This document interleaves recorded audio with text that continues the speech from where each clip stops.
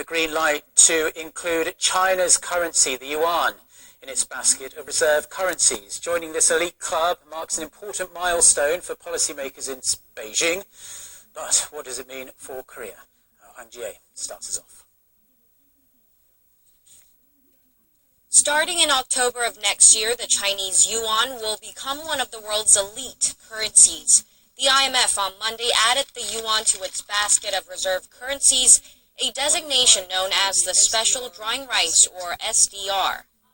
The addition and the inclusion of the renminbi in the SDR basket of currencies is a recognition of the significant reforms which have been conducted, of the significant opening up of the Chinese economy, of the financial, more market-driven principles that are being used by the Chinese authorities going forward. The IMF uses the reserve basket when providing emergency loans for countries like Greece, and only 4 currencies, the US dollar, the euro, the Japanese yen, and the pound, are included in the group. This is a great step toward making the RMB truly international and encouraging individuals and organizations of all countries in the world to hold it as well as invest it. And the inclusion brings Korea a step closer to its goal of emerging as an international hub for offshore yuan transactions, as the country marks the 1-year anniversary of its direct trading market with the Chinese currency. For the past year, the amount of average daily transactions of 1 yuan direct trading stood at around $2.2 billion, and that matches over a quarter of the amount in $1 daily transactions. Korea's financial authorities aim to further boost the market with a set of new measures. The market currently uses a market average for the $1-2 exchange and the cross rate for the yuan and dollar. But from next year, it will adopt a direct quote between the won and yuan.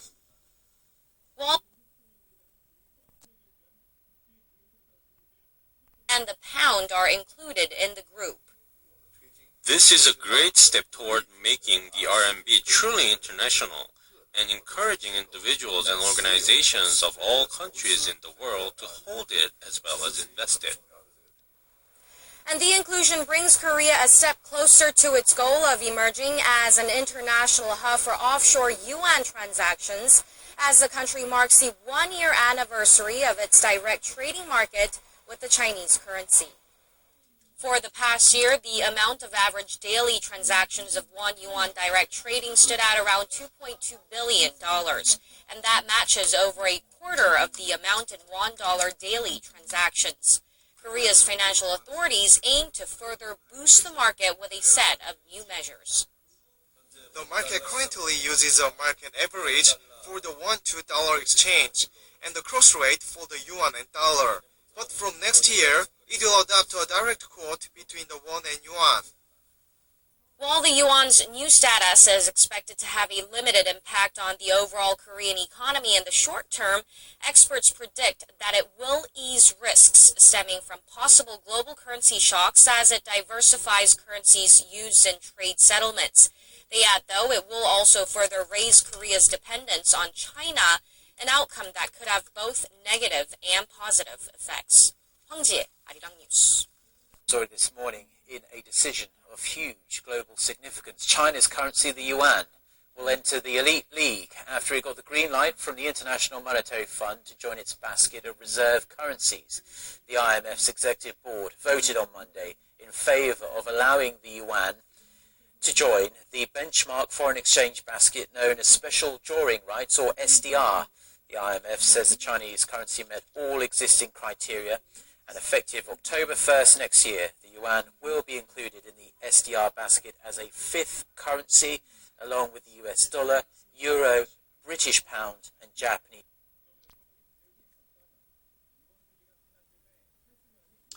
Staying with economic news, Korea's National Assembly has ratified the Korea-China Free Trade Agreement. The massive trade pact could now come into effect before the year is out.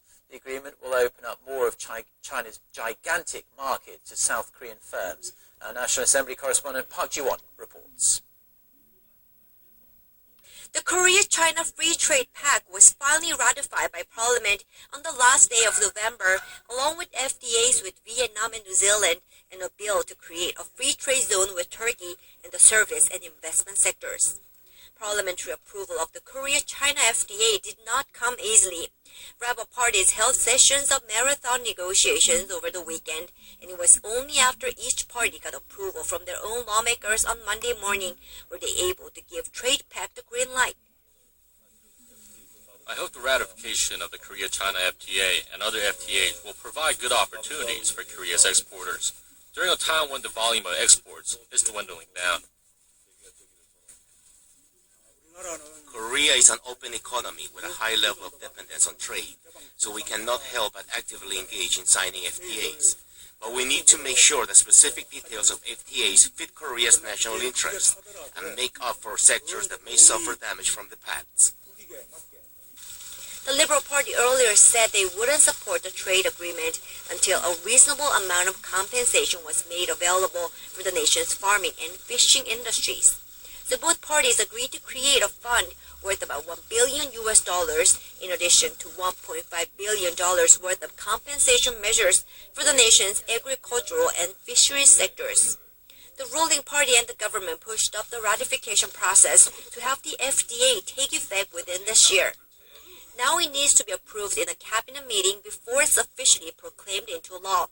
The Korean government will then give notice to the Chinese government that domestic procedures are complete, after which the State Council of China is slated to approve the pact.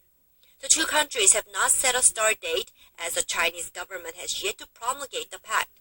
Experts are now saying that China's domestic procedures will decide exactly when the mega trade pact comes into effect. Park Ji-won, Arirang News. Now, President Park Geun-hye and scores of other world leaders are in Paris for the UN Climate Change Conference. It's the largest event of its type in history, and the leaders are working on launching a new global climate system. And with environmentalists saying it's high time words were put into action, the South Korean leader stressed Seoul is already doing its part. Our presidential office correspondent Hwang Sang-hee reports from Paris.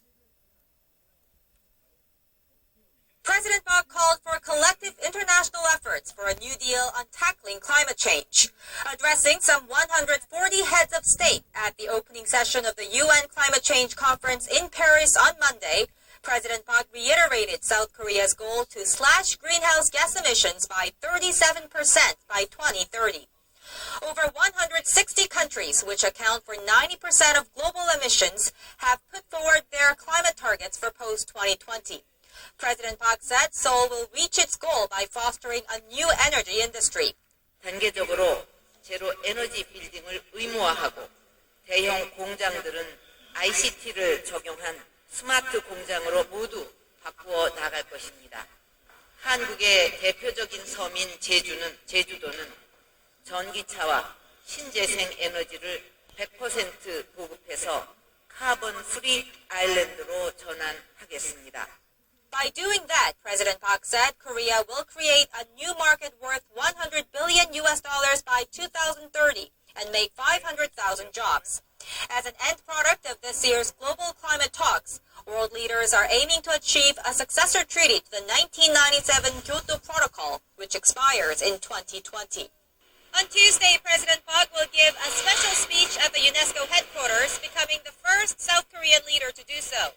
She will then leave for Prague for a summit with the Visegrad Group, which is composed of the Czech Republic, Hungary, Slovakia, and Poland. Hwang Sang-hee, Arirang News, Paris.